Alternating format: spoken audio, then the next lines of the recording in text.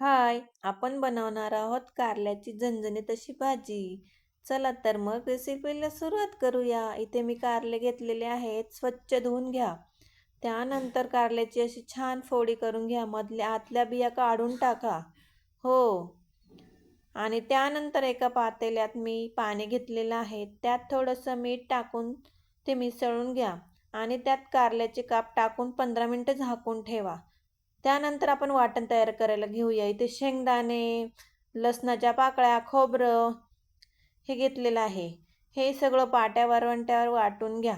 चांगलं एकजीव वाटून घ्या. इथे वाटण एकजीव करा. शेंगदाण्याचा कूट आणि खोबऱ्या लसणाची पेस्ट छान त्यात टाका. मसाला, त्यानंतर हळद आणि लाल तिखट, चवीनुसार मीठ ॲड करा. त्यानंतर टाका लिंबाचा रस. लिंबाच्या रसाने काय होतं, त्याचा कडूपणा आहे ना तो जो निघून जातो. इथे चांगलं हे मिक्स करून घ्या आणि कारल्याच्या फोडीमध्ये छान भरून ठेवा. सगळे कारले मी इथे भरून घेतलेले आहेत, तुम्ही बघू शकता. हे बघा असं दाबून दाबून भरा. आता नेक्स्ट पुढे आपण बघूया. सरले कारले मी इथे भरून ठेवलेले आहेत छान. त्यानंतर आपण फोडणी करायला घेऊया.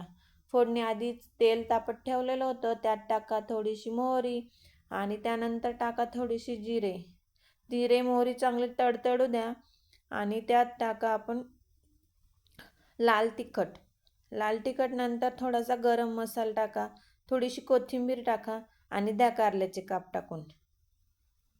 इथे आपण ते थोडंसं वाटण ठेवलेलं होतं ना, त्यात थोडंसं पाणी मिक्स करून छान त्याची पेस्ट तयार करून घेऊया आणि ती ह्या कारल्याच्या याच्यात टाकून द्यायची.